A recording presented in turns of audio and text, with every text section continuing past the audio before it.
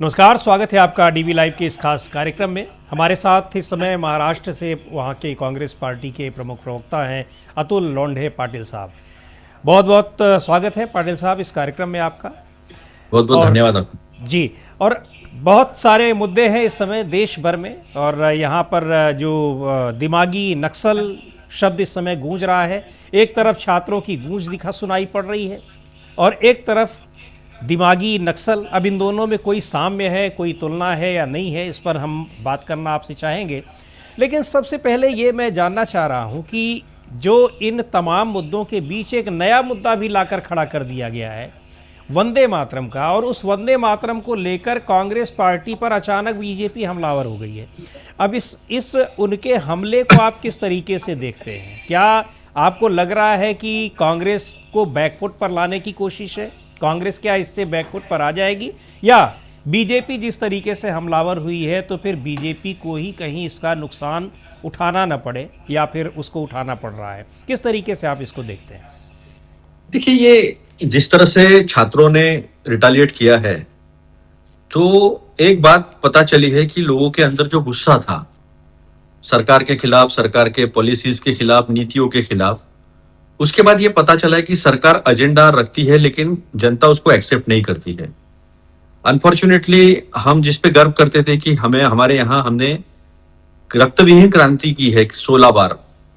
सरकारें आई, सरकारें गई, प्रखर विरोध हुआ, आरोप प्रत्यारोप हुए, लेकिन लोकतंत्र के हिसाब से सरकारें बदली है। पहली बार ऐसा हुआ है कि सारा व्यवस्था का, ईवीएम से लेकर सारी व्यवस्था का इस्तेमाल करके चुन के आ रहे हैं। इसीलिए इतनी रिएक्शन जो आई हिंदुस्तान में, इसकी सबसे बड़ी वजह ये थी। यानी ये लोकतंत्र की जो संस्थाएं हैं उसको इम्प्लीमेंट करने में जिस तरह की कोताही बरती गया, अपने हिसाब से की गई, उसके खिलाफ का भी ये रोष था। तो आज कोई भी अगर नैरेटिव गढ़ने की कोशिश बीजेपी करती है वो गलत है तो एक्सेप्ट नहीं होगा। जैसे हमारे chief justice of India Suryakant ji ने कॉकरोच शब्द का इस्तेमाल किया था तो कॉकरोच पार्टी आ गई थी। कल इन्होंने एक दिमागी नक्सल निकाला, दिमागी नक्सल पार्टी भी ओपन हो गई है। तो लोग समझ गए हैं कि ये सरकार मूल मुद्दों पे बात नहीं करना चाहती। ये सरकार अटकाना, लटकाना, भटकाना, मोदी जी की भाषा में ही यही काम करती है। और ये सरकार जो सवाल पूछता है उसके लिए एक टर्मिनोलॉजी प्रस्थापित कर अपने लोगों को, दो रुपल्ली वाले जो उनके ट्रोल हैं, उनको काम देती है और वो काम पर लग जाकर इस बात को फैलाने की कोशिश करते हैं। लेकिन अभी ये जो भी कहेंगे वो तमगा बनेगा विपक्षों के लिए। देखिए, इस देश में किसानों ने आंदोलन किया, उन्हें कहा गया आंदोलन जीवी। बाकी तमगे तो दिए उनको, पाकिस्तानी है, चाइना परस्त है, कनाडा से पैसा आ रहा, वगैरह वगैरह सब कुछ कहा। और 725 किसानों की शहादत हो गई, लेकिन उसको पार्लियामेंट में उन्होंने कोई श्रद्धांजलि देने की भी जरूरत महसूस नहीं की। गलती सरकार की थी तो सरकार ने उनका सम्मान करना चाहिए था, वो नहीं किया। फिर जेएनयू में सबसे पहले जो आंदोलन हुआ था यूजीसी के खिलाफ, जो शगुफा मिलता था बच्चों को, छात्रों को, वो शगुफा उन्होंने कम कर दिया, बंद कर दिया।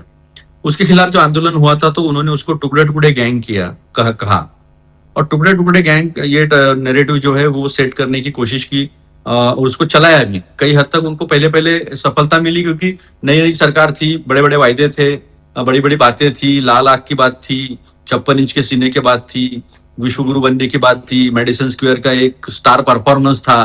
तो ये सारी जो बातें थी, ये बातें कुछ दिन तक चली। लेकिन जब सामने सबूत आने लगे, कन्हैया को तो कुछ कर नहीं पाए ना, आपने आरोप किया, फोरेंसिक लैब में सारा कुछ गया, वहां तो सच्चाई कुछ निकली नहीं। तो ये नैरेटिव गढ़ते गए, और उसी तरह का नैरेटिव जो इन्होंने अभी जो गढ़ा है कि हम ये कहते हैं कि दिमागी नक्सल, तो लोगों ने उसे मेडल की तरह स्वीकारना शुरू कर दिया। ठीक है भाई, हम सवाल पूछते हैं, हम व्यवस्था से सवाल पूछते हैं, हम हमसे सवाल पूछते हैं, छात्रों ने सवाल पूछे हैं, महिलाएं सवाल पूछने लगी है, किसान सवाल पूछने लगे। अभी ये तो छोड़ो, जैन अल्फा भी सवाल पूछने लगे, स्कूलों में खड़े हो रहे हैं, रास्तों पर खड़े हो रहे हैं जी। ये सारे सवाल खड़े किया। अभी मैंने एक ट्वीट किया है, मैंने बच्चों को कहा, बच्चे कच्चे रास्ते में भारत का झंडा लेकर, तिरंगा लेकर जा रहे हैं अच्छी सड़क और अच्छा स्कूल मांगने के लिए, तो मैंने उसमें लिखा, भैया कावड़ लो, रास्ता भी बनेगा और हेलीकॉप्टर से फूल भी बरसाएंगे। तो ये एक के खिलाफ जो बाइनरी जो खड़ा करना है, जो हिटलर ने की थी बाइनरी खड़ी जूस के खिलाफ, जो मुसोलिनी ने की थी, उसी तरह के उसी तर्ज पर एक के सामने दूसरों को खड़ा करना, अस वर्सेस देम की जो लड़ाई करने की कोशिश की है, मुझे लगता नहीं। अभी परिस्थितियां बदल गई है, इस सरकार की सच्चाई सबको पता चल गई है, लोग सवाल खड़े करेंगे। तो ये जो दिमागी नक्सल वो कई बार आ जाता है, चूँकि इसके पहले अर्बन नक्सल चल रहा था तो अभी वही मुंह से निकलता है, लेकिन ये नया शब्द आया है दिमागी नक्सल। तो क्या इसको लग क्या रहा है आपको, इस ये दिमागी नक्सल शब्द लोगों को कितना प्रभावित कर रहा है? या एक ये भी टैक्टिस होती है कि क्या ये जो तमाम इश्यूज़ हैं, तमाम मुद्दे हैं छात्रों को लेकर, छात्र सड़कों पर है, बहुत सारे मुद्दों को आप बता भी रहे हैं, हम लोग भी देख रहे हैं और दिखा रहे हैं कि अल्फ़ा जो जेन अल्फ़ा है, यानी वो स्कूलों के बच्चे, वो भी अपनी मांगों को लेकर, यानी एक एक ये जो पॉलिटिकल अवेयरनेस उनके अंदर भी आई है, अपने पॉलिटिकल क्या कहें, अपने अधिकारों को लेकर ये चीज़ें दिखाई पड़ रही हैं। तो कहीं ये उस रास्ते से भटकाने की भी तो एक साजिश नहीं है कि एक फिर से विपक्ष या तमाम लोग इस दिमागी नक्सल वाले मामले में उलझ गए और ज़रूरी चीज़ें जो हैं वो पीछे होती जा रही हैं, क्योंकि अब सारे लोग उसको काउंटर कर रहे हैं। चिदम्बरम साहब भी लिख दिए कि गर्व है मुझे, मैं दिमागी नक्सल हूँ, और भी लोग एक्सप्लेन किया जा रहा है उधर सत्ता पक्ष की ओर से भी।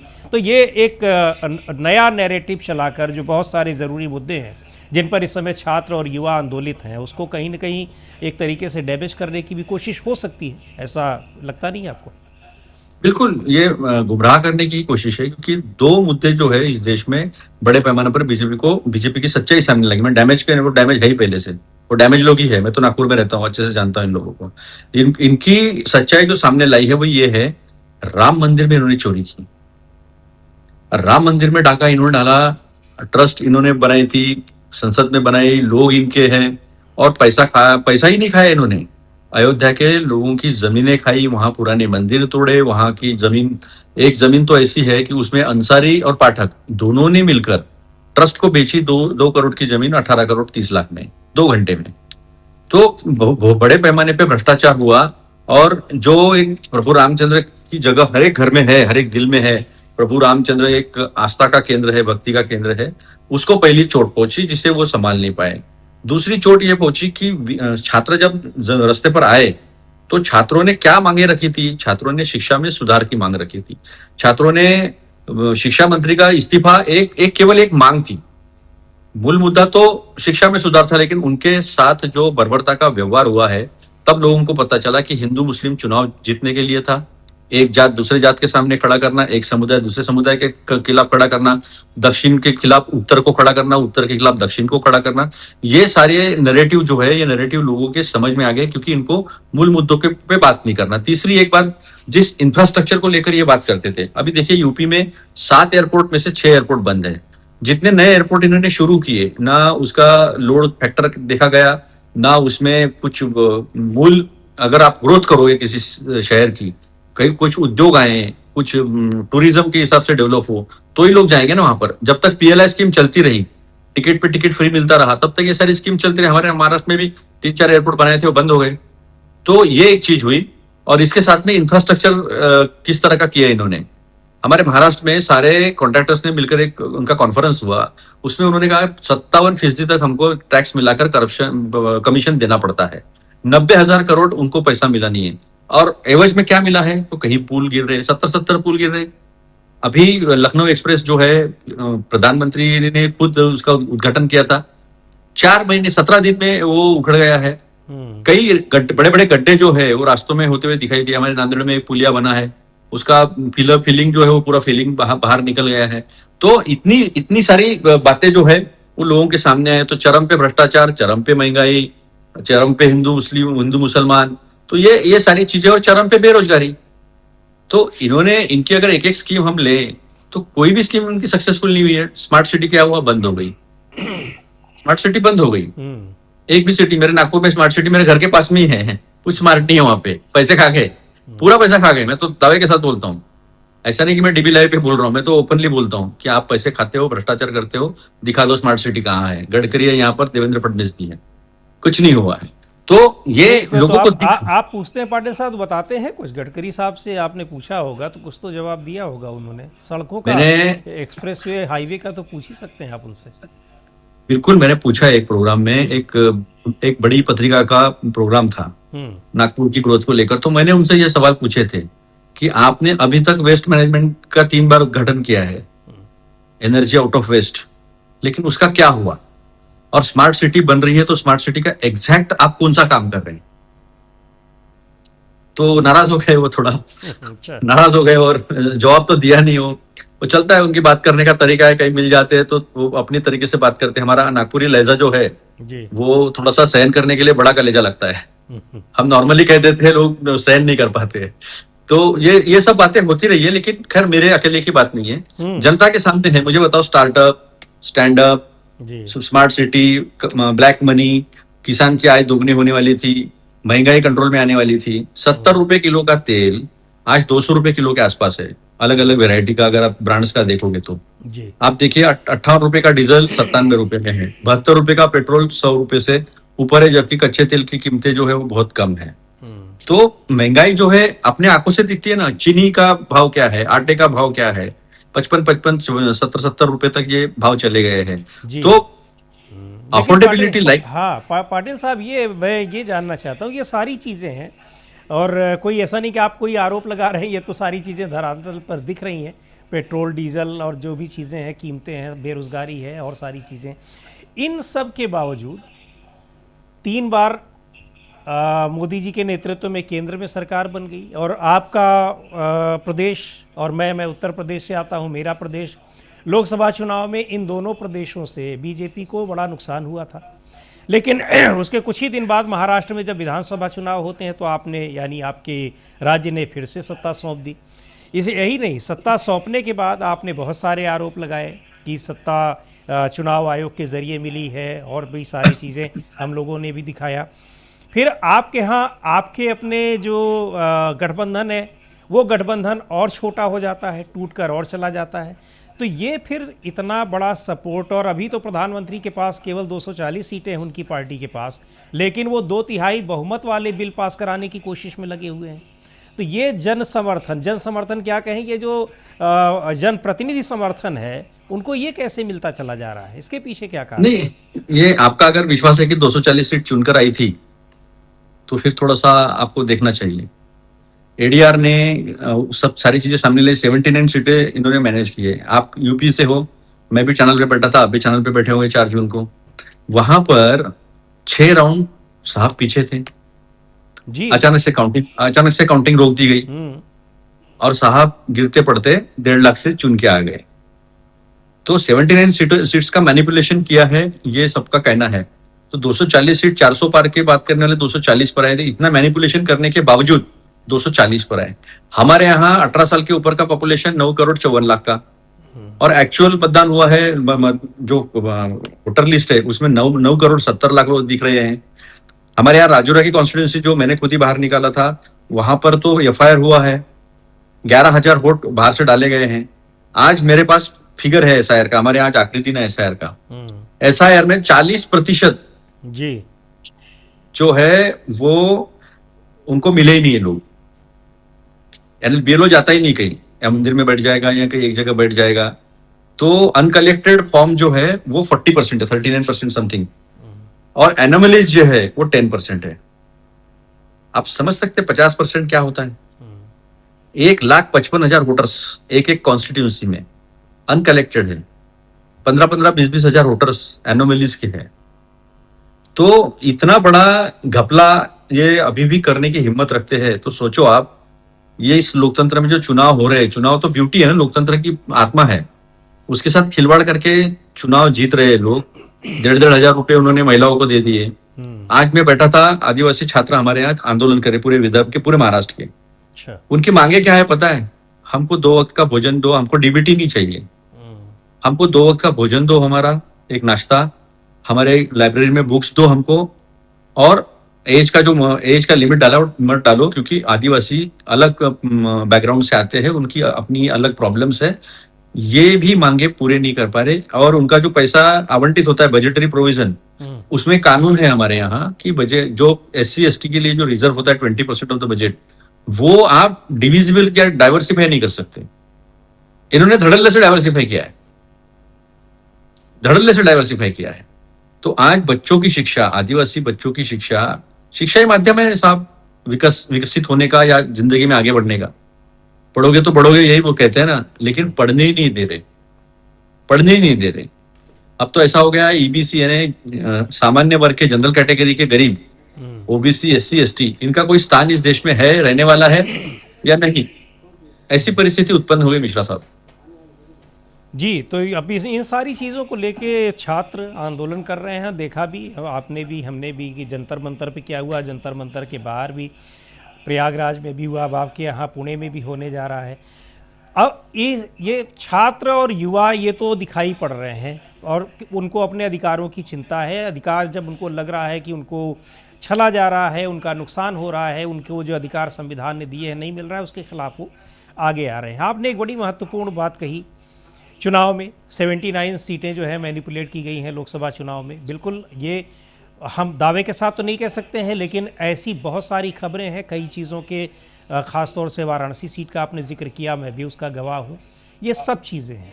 महाराष्ट्र में भी जब इलेक्शन हुए हैं वहाँ भी बड़े आरोप लगे हैं।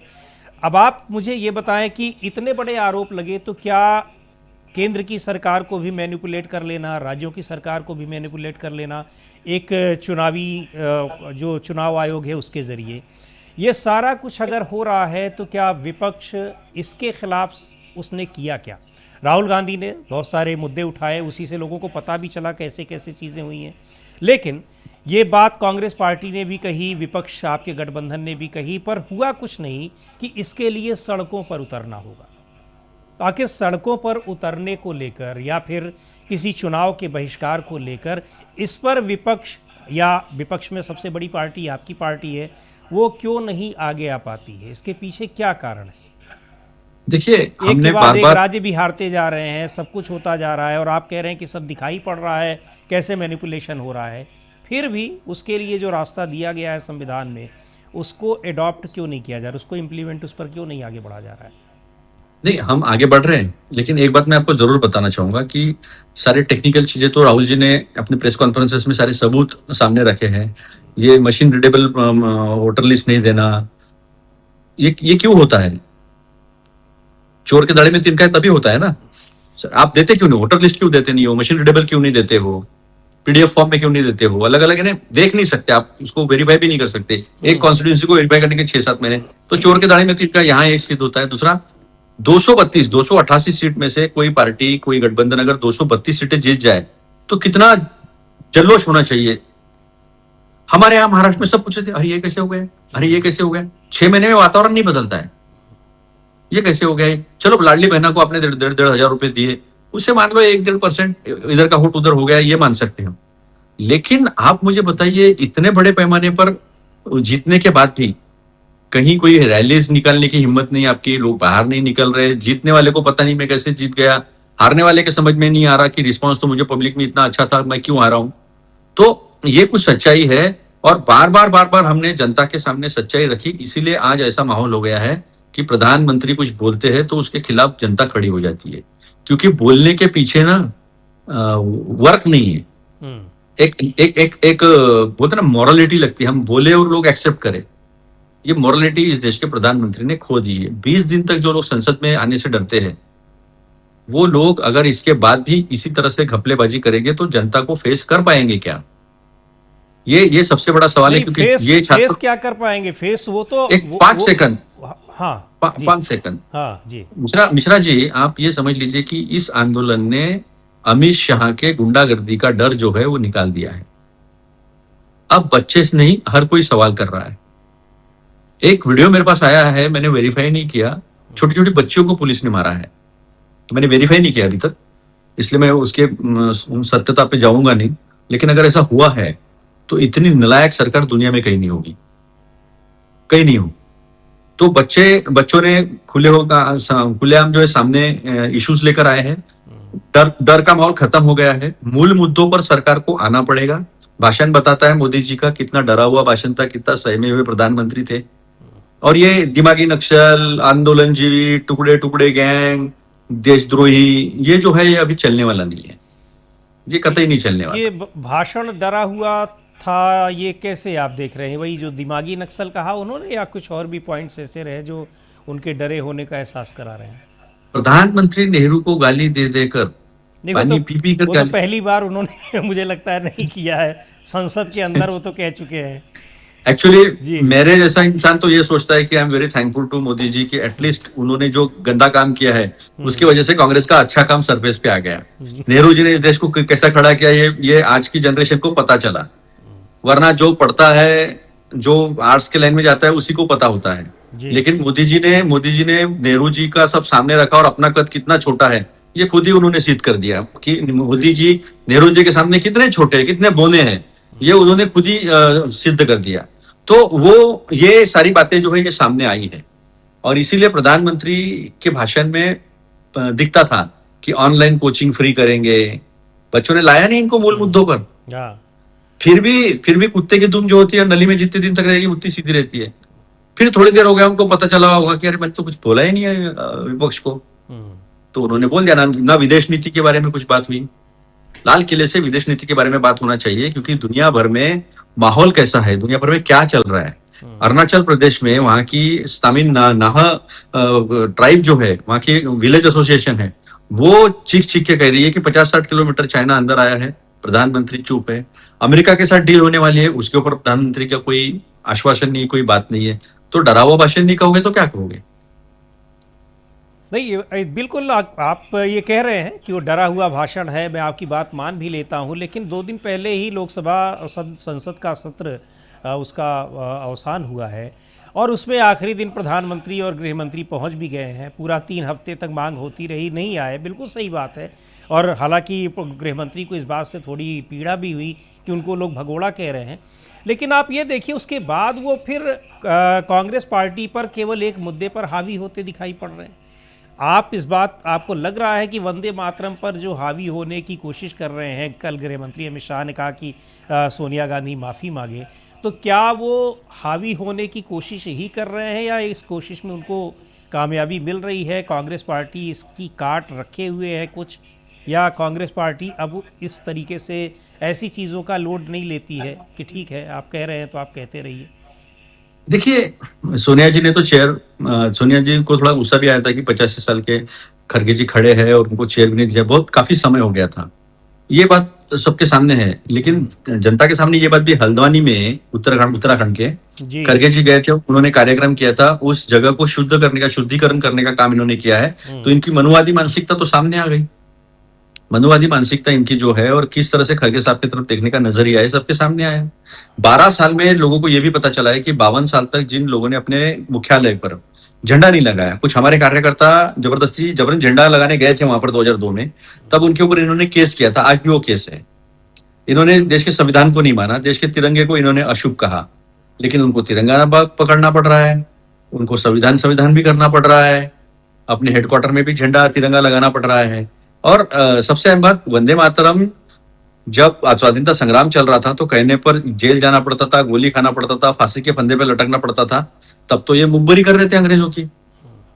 और अभी टेक्निकल बात मैं आपको बता दूं, अगर मान लो हमारी सर्वोच्च नेता सोनिया जी है, खड़गे जी है, राहुल जी है, प्रियंका जी है, इनमें से किसी को भी लगता कि तीसरा स्टांजा, चलो पार्लियामेंट ने पारित किया है, डिस्कशन नहीं हुआ, रविंद्रनाथ टैगोर जी ने क्या कहा था ये इस सोच को नहीं सोचा गया, सुभाष चंद्र बोस ने क्या कहा था इस सोच को नहीं, आचार्य नरेंद्र देव है, अबुल कलाम आजाद है, इन सब की क्या सोच थी क्या नहीं थी इसका डिस्कशन नहीं किया, देश में इसका क्या परिणाम हो सकता है उसका डिस्कशन नहीं किया, पास कर दिया। ठीक है, पास कर दिया, संसद ने पास कर दिया। संसद सर्वोच्च है इस देश में, लोगों के इच्छाओं का प्रतिबिंब जहां आता है उसे हम संसद कहते हैं, ये नेहरू जी ने कहा था, तो हमने मान लिया। अगर हमें यह मंजूर नहीं होता तो कांग्रेस के पूरे भारतवर्ष में जितने दफ्तर है उन कार्यालयों में तीनों स्टांजा गाए गए। मैं पुणे में था, मैंने पुणे में झंडा वंदन किया, तो वहां तो सब जगह पूरे देश में चला है। अगर विरोध होता पार्लियामेंट ने बात करने के बाद, सहमति असहमति अलग बात है, वो पार्लियामेंट में इन्होंने चर्चा होनी ही नहीं दी, लेकिन अगर असहमति रहती पार्लियामेंट के पास होने के बाद तो पूरे देश में जितने दफ्तर है हमारे कांग्रेस के वहां पर तीसरा स्टांजा नहीं गाया जाता ना। और वो छोड़ दो मिश्रा जी, मैं एक आपको बड़ी मजे की बात बताता हूँ, हम लोग चर्चा में हैं, अभी भी इनको पूछते हैं चलो गाओ गाओ गाओ, 2 ही स्टांजा गाओ, छोड़ो तीसरा स्टांजा, हमको भी नहीं आता, 2 स्टांजा गाओ, कोई नहीं गा पाता है। ये तो आप कोई नहीं गा पाता है। सुबह हमारा प्रोग्राम होता है 12 बजे ब्रेकिंग न्यूज़ का, उसमें भी हम लोग ये चर्चा कर रहे थे कि यार, और जो लोग जो इतना उतावले हैं कि क्यों नहीं पूरा गाया जा रहा है, क्या अगर वो दो स्ट्रेंजा उसके सुना दे। तो खैर ये अपनी जगह है। अब मेरा पाटिल साहब सवाल ये है कि एक ये सवाल कि अभी आपको लग रहा है लड़ाई जो एक छात्र लड़ रहे हैं, युवा लड़ रहे हैं, और विपक्षी पार्टियां, जाहिर सी बात है उनकी अपनी राजनीतिक लड़ाई है ही, इन सब में क्या ये इतिहास के जो गड़े हुए मुद्दे हैं अभी भी वो मुद्दे बने हुए हैं, या फिर जो ज़रूरी जो ज़मीनी मुद्दे हैं, इस समय के मुद्दे हैं, वो मुद्दे हैं? चूँकि जाहिर सी बात है कि अगर बीजेपी की तरफ से वो उछाले जा रहे हैं तो उसका जवाब देते हुए विपक्ष भी उसमें उलझता दिखाई पड़ रहा है। नहीं, उनमें बिल्कुल नहीं, हाँ, मैं वही जानना चाह रहा हूँ कि क्या उसमें उलझने की कोशिश है? अगर सत्ता पक्ष उलझाए तो विपक्ष उलझेगा, या विपक्ष के पास अब वो मुद्दे बहुत प्रोमिनेंट हैं जिन पे वो सरकार को घेरेगा? और इन सब के बीच पब्लिक किसको सुन रही है? पब्लिक की आपकी निगाह में आपको क्या लग रहा है जबकि जब आप एड्रेस कर रहे हैं उनके ज़मीनी मुद्दों को, उस पर जोर है या फिर ये इतिहास के गड़े मुर्दे उन पर भारी पड़ जाते हैं अभी भी? देखो, जहां तक इस देश का स्वाधीनता संग्राम है, इस देश का संविधान है, इस देश का वंदे मातरम है, इस देश का राष्ट्रगीत है, मेरी गर्दन ऊपर है, सीधी है एकदम, और गर्व से ऊपर है, क्योंकि इसके लिए बलिदान दिया है मेरे पुरखों ने, और इसी विचारधारा पे हम चलते हैं। अब तो आरएसएस वाले भी सोचते होंगे, अरे हमने तो शाखा में कभी गाया ही नहीं वंदे मातरम, हमने शाखा में कभी तिरंगा लगाया ही नहीं, हमने शाखा में कभी झंडा गीत गाया ही नहीं। तो मैंने एक और सवाल ताक दिया कल कि भैया बताओ, 15 अगस्त 26 जनवरी में वंदे मातरम होने के बाद कौन सा नारा लगाया जाता है? मैं बोला कौमी एकता का नारा क्या है? पता ही नहीं इनको। हमारा कौमी एक हम नारा लगाते हैं जब हमारा वंदे मातरम हो जाता है, जी। अध्यक्ष का भाषण हो जाता है, तो हम लोग नारा लगाते हैं, कौमी एकता, कौमी नारा, वंदे मातरम, आजाद हिंद सेना जिंदाबाद। ये हमारे नारे हैं आज भी। तो इस तरह से हमारे यहाँ कार्यक्रम होते हैं, हर मीटिंग में हमारे यहाँ वंदे मातरम और जनगण मन गाया जाता है। तो मेरे ख्याल से एक स्पष्टीकरण मैं इसलिए दे रहा हूं क्योंकि वंदे मातरम की बात है कि पूरे देश में सारे दफ्तरों में संसद ने पारित किया है तो पूरे तीनों स्टांजा गाए गए, रिकॉर्डेड गाए गए। रिकॉर्डेड लगाना पड़ा क्योंकि तीसरा स्टांजा हमको नहीं आता है, हम मानते हैं, जी जी। लेकिन 2 स्टांजा हमको आता है, इसका गर्व भी है हमें, हम गा सकते। आप जब बोलो, जहां बोलो, जैसे बोलो, हम गा के दिखा देंगे। तो ये बातें जो है ना, आरएसएस के कार्यकर्ता जो शाखा में जाते होंगे उनके भी जहन में होगा, तो हमने तो कभी गाया नहीं और ये क्यों उल्टा आरोप लगा रहे हैं? वो भी तो अपने गिरबान के अंदर झांक कर देखेंगे ना कि देश के लिए उन्होंने क्या किया है। अंग्रेजों की मुखबिरी करना, पेंशन लेना, आजाद हिंद सेना के खिलाफ बरतानी मिलिट्री में भर्ती कराना, मुस्लिम लीग के साथ, जिसने जब पता था 1940 में लाहौर अधिवेशन में फजलुल हक ने ही अलग पाकिस्तान का रिजोल्यूशन रखा था, उसके साथ में 1941 में हिंदू महासभा ने, इनके श्यामा प्रसाद मुखर्जी, इनके बहुत बड़े आइडियोलॉग, उन्होंने सरकारें बनाई थी तीनों राज्यों में। और 1942 के आंदोलन के खिलाफ तो उन्होंने अंग्रेजों को परमिशन मांगी थी उसको सप्रेस करने के लिए। तो ये सारा पब्लिक डोमेन में है, अभी बच्चे पढ़ रहे। आप एनसीईआरटी के साथ कितना भी खिलवाड़ कर लो, एनसीईआरटी के साथ आप कितना भी खिलवाड़ कर लो, ये जो आया है, राजीव गांधी ने जो दिया है ब्रह्मास्त्र, वो तो सारी इंफॉर्मेशन पहुंचा ही रहा है। और मुझे नहीं लगता है, मैंने भी इतिहास पढ़ा है सर, दुनिया का इतिहास पढ़ा है, मैंने इतनी गाली गलौज किसी राष्ट्राध्यक्ष को लोगों ने मार दिया, पुतले गिरा दिए, लेकिन इतना जलील किसी राष्ट्राध्यक्ष को नहीं किया जितना नरेंद्र मोदी जी को छात्रों ने किया, अपने बच्चों ने किया। उनके ऊपर लाठी चलाने के बजाय सोचना चाहिए कि हम कहां गलत हुए और हमें कहां सही करना चाहिए। कोई कमेटी नहीं, कोई मंथन नहीं, कोई चर्चा नहीं, आगे रोड मैप क्या होगा इसके बारे में कोई बात नहीं, बच्चों से बुलाकर बात नहीं। हमारे खिलाफ मालूम था गलत आंदोलन है अन्ना का, पूरा आरएसएस स्टेज ड्रामा है, हमें पता था, लेकिन फिर भी टेबल पर लाकर बातें हुई, लोकपाल बिल को लेकर बातें हुई। जनता को दिख रहा है ना, 4 साल तो लोकपाल आया ही नहीं था, और अभी कहां लोकपाल, कहां क्या है, कहां सुप्रीम कोर्ट, कोई पता ही नहीं चल रहा कौन कहां है। तो यही तो सबसे बड़ा सवाल है पाटिल साहब, फिर से मैं उसको एक बार दोहराऊंगा कि इन सब के बावजूद ये सारी चीज़ें हैं, केवल आप तो मान लीजिए राजनीतिक दल हैं, आप ही बात नहीं कर रहे हैं, ये आम लोग भी इसकी ये बात करते हैं, जब पत्रकारों के बीच में भी ये बात होती है। लेकिन इन सब के बावजूद जो हमारा जो चुनावी व्यवस्था है, संसदीय व्यवस्था है, इसमें अगर कोई पार्टी बार बार जीत रही है और हम ये आरोप लगाने वाले आप जो हैं आप हार रहे हैं, तो इसका क्या मतलब समझा जाए? और इन्हीं परिस्थितियों में आप किस तरह से बदलाव की उम्मीद करते हैं? जब आप देखो आरोप लगा रहे हैं कि चुनाव। उन्होंने खुद ही बोला है, हम्म। मैं झोला लेके निकल जाऊंगा। तो हंगेरी बहुत में पहले विक्टर अर्बन था। तो उसी समय बोल हंगे दिए जी। तो उन्होंने तो अपना भविष्य देख लिया होगा। वो भविष्य देखने का काम भी करते हैं वो लोग। देखिए, विक्टर अर्बन हंगेरी का प्रेसिडेंट था, हम्म। प्राइम मिनिस्टर था। उसने भी ये धंधा उसने किया था। सबसे पहले जुडिशरी को हाथ में लिया, मास्टर ऑफ रोस्टर खुद ही बना, कौन किसको के केसेस डिस्ट्रीब्यूट होगा वो खुद ही वो करता था। ऐसा यार उसका कंसेप्ट है। उसने काफी हद तक सारी चीजें कंट्रोल की थी, लेकिन अभी वो हार गया 2 महीने पहले, बहुत बुरी तरह हार गया। उसने भी सारे चैनल्स का इकट्ठा करके एक ही चैनल बना लिया था। 497 चैनल थे उनके यहाँ, उसको सब करके एक व्यापारी को सारा चैनल दे दिया था। तो ये तानाशाही जो है ना, ये तानाशाही को एक्सेप्ट करने वाला देश नहीं है ये देश नहीं है। ये देश लोकतंत्र में विश्वास करने वाला है, ये देश संविधान में विश्वास करने वाला है, ये देश विविधता में सम्मान करने वाला है। मुझे बताइए, हम लोग बचपन से स्कूलों में कसम खाते हैं, प्रतिज्ञा होती है पहले पन्ने पर, हम प्रार्थना होने के बाद कसम खाते हैं, सारे भारतीय मेरे बांधव है कहते हैं हम लोग, यूनिवर्सिटी इन डाइवर्सिटी की बात करते हैं।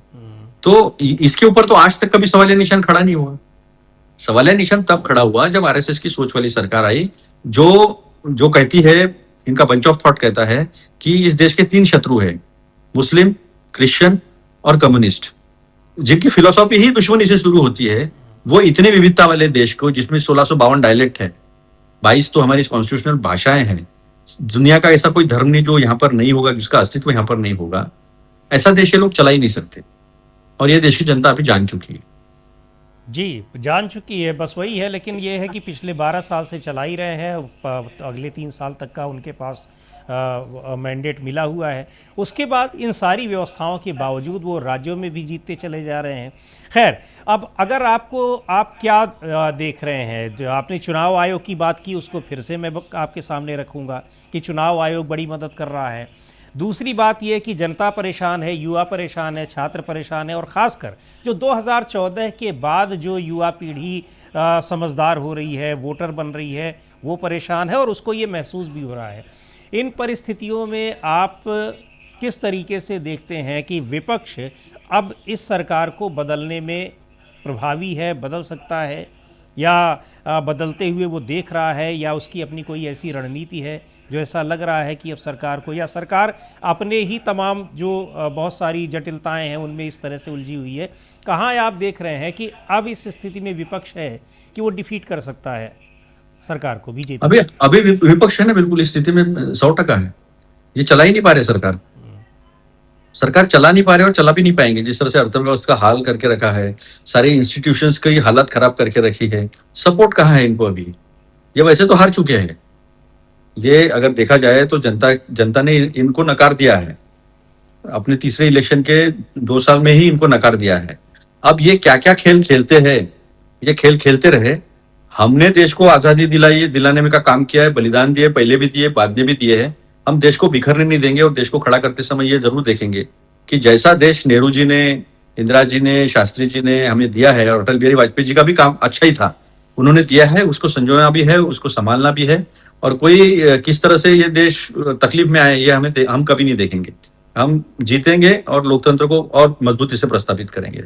ये हमारे नेता का कहना है। और हमारा नेता जो है वो कितना शालीन है, वो कितना पढ़ा लिखा है, उसके पास कितना विजन है, ये सारी बातें जो है देश की जनता जान चुकी है। तो राहुल जी जो है, उन्होंने क्या बोलते हैं उसको, अग्नि परीक्षा दी है। सीता माई ने जैसे अग्नि परीक्षा दी थी, वैसी अग्नि परीक्षा राहुल जी ने भी दी है। इतना बदनामी, मैं तो कभी कभी सोचता हूँ मिश्रा जी, मुझे अगर कोई इतना बदनाम करता तो मैं तो सुसाइड कर लेता। हिम्मत ही नहीं है इतना सहन करने की। लेकिन वो इतने पक्के इंसान है कि उनको पता है अपने देश में क्या करना है, देश के लिए क्या करना है, देश क्या है, इन्होंने किस तरह से खराब किया है। वो इंसान डटा रहा, और आज उसकी सच्चाई जो है वो दुनिया के जनता के सामने है, और जनता ने उन्हें अपना नेता मान लिया है। अब बस ये टाइम की बात है। हाँ, ये कॉन्फिडेंस बावजूद इसके है कि आपके पास सामने वही चुनाव आयोग है जिसको आप कह रहे हैं कि सीधे सरकार के साथ खड़ा हुआ है। सरकार, मैंने आपको विक्टर अर्बन का एग्जांपल दिया ना, बुरी तरह हराए हो। जनता है ना, जनता का भविष्य, आने वाले पीढ़ी का भविष्य जो है वो खतरे में है इनके पास, इनके साथ में। बताइए ना मुझे, नेपाल हमें आंख दिखाता है, मैप चेंज कर देता है, चाइना हमारे अंदर घुस आता है, हमारा मंडल जो एयरपोर्ट है हमें देने वाले थे बांग्लादेश, वो उन्होंने चाइना को वहां बुला लिया है। चाबहार हमको डरा कर चाबहार हमसे ले लिया है। हमारे स्ट्रेटेजिक पोजीशंस हमने खो दिए हैं। हमारा सब कॉन्टिनेंट में बैलेंस ऑफ पावर में हम पीछे पड़ गए हैं। मेन टेबल पर पाकिस्तान आ गया है। पाकिस्तान की औकात है? पाकिस्तान एक आतंक परस्त देश, वो निगोशिएशन टेबल पे होता है दुनिया के समस्याओं में। जो वॉर चल रहा है, एक्चुअल वॉर तो अमेरिका, चाइना और ईरान का रशिया का चल रहा है, बाकी सब तो खेल है। तो उसके वहां वहां का टेबल पे हम कहीं पर भी नहीं है। ये तो हम जब गरीब थे, नए नए आजाद हुए थे, तो भी हमारा से था दुनिया में। आज हमारा सेफ हो चुके हैं हम, और केवल ही चिल्लाते रहेंगे विश्वगुरु विश्वगुरु विश्वगुरु। कोई सपनों में है और कोई सपनों में जी रहा है और लोगों को झूठ बोल रहा है, भाषणबाजी कर रहा है। बताइए ना मुझे, कैसे होगा? कैसे लोग एक्सेप्ट करेंगे? ये जेनजी है, ये पढ़ती है, समझती है। और कितने टैलेंटेड बच्चे हैं, इन्होंने 10-20 हजार करोड़ खर्चा करते हैं सोशल मीडिया पे अपने नैरेटिव सेट करने में। बच्चों ने एक स्केच पेन लेके इनके नैरेटिव पूरे ध्वस्त कर दिए, पूरे नैरेटिव ध्वस्त कर दिए। जी 56 इंच का छोटा बंदर बाल नरेंद्र लाया था ना, बाल नरेंद्र मगरमच्छ को पकड़ता था, ये वगैरह वगैरह। वो दुनिया ने उसकी ये लिया, कॉग्निजेंस लिया है। तो क्या ये उसी तो के ये लिए इस बार उन्हीं के लिए कहा है क्या प्रधानमंत्री ने, ये दिमागी नक्सल, या आप लोगों के अरे लिए कहा है? किरेन नहीं नहीं, रिजिजू वो तो जो कह रहे जो हैं कि किसी पॉलिटिकल पार्टी के लिए, लोगों के लिए नहीं कहा है, लेकिन आपको क्या लगता है किसके लिए कहा होगा? अगर देश में किसी के लिए भी कहा होगा तो ये दो तरह से गलत होगा। एक तरह से कि अगर सही में कोई नक्सल होगा और आप पकड़ नहीं पाते हो और मुंह से बोलते हो, तो आपके गवर्नेंस की दृष्टि से आप फेल हो, और आप जबरदस्ती बाइनरी में जाना चाहते हो कि आपके खिलाफ कौन है। खिलाफ किसी को खड़े कर दो, फिर रोटी कपड़ा मकान स्वास्थ्य शिक्षा इंफ्रास्ट्रक्चर बेरोजगारी महंगाई ये सब खत्म हो जाता है। फिर उसी में खेलते रहो तो भी आप फेल हो। तो दोनों महीनों में आपका फेल्यूर जो है, this is utter failure, nothing nothing less than that. क्यों ऐसा कहना है आपको? आपके हाथ में कानून है, आपके पास मिलिट्री है, आपके पास पुलिस है, इंटेलिजेंस है। अगर ऐसे लोग हैं जो देश को खतरा है, तो उनको पकड़ो ना, ठूसो ना जेल में, कानून के सामने खड़ा करो। आप कानून के सामने खड़ा करने के बजाय कॉन्स्टिट्यूशनल हाईएस्ट पोस्ट पे बैठकर आप मजाक छिछोरापन करते हो।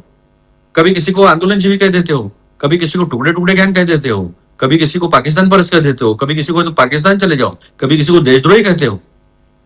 और आप में इतना माता नहीं है कि आपको कहते कि आपका पॉलिटिकल करियर 2 मिनट में खत्म कर दूंगा ट्रंप, तो आप में दम नहीं है बात करने का। टैरिफ पे टैरिफ ठोक देता है, आप में दम नहीं है बात करने का। सिंदूर ऑपरेशन मैंने सीज फायर करवाया, 70 बार बोला, दम नहीं है पलट के बात करने का। चाइना घुस गई है अंदर, दम नहीं है बात करने का।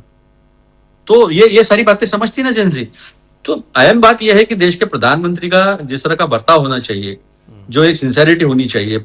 लाल किले के प्राचीर से आपका मेरे ख्याल से 13वां भाषण था, 13वां भाषण था। प्रधानमंत्री नेहरू जी के बराबर आ गए वो। तो 13वां भाषण कितना मैच्योर होना चाहिए था कि देश को आगे कैसे ले जाएंगे, देश के विजन क्या होगा। बस कुछ भी, कभी 10 प्रोग्राम बता देते हैं, कभी 7 प्रोग्राम बता देते हैं। क्या हुआ गति शक्ति का? 10 प्रोग्राम तभी भी दिए थे। क्या हुआ इंफ्रास्ट्रक्चर पाइपलाइन का?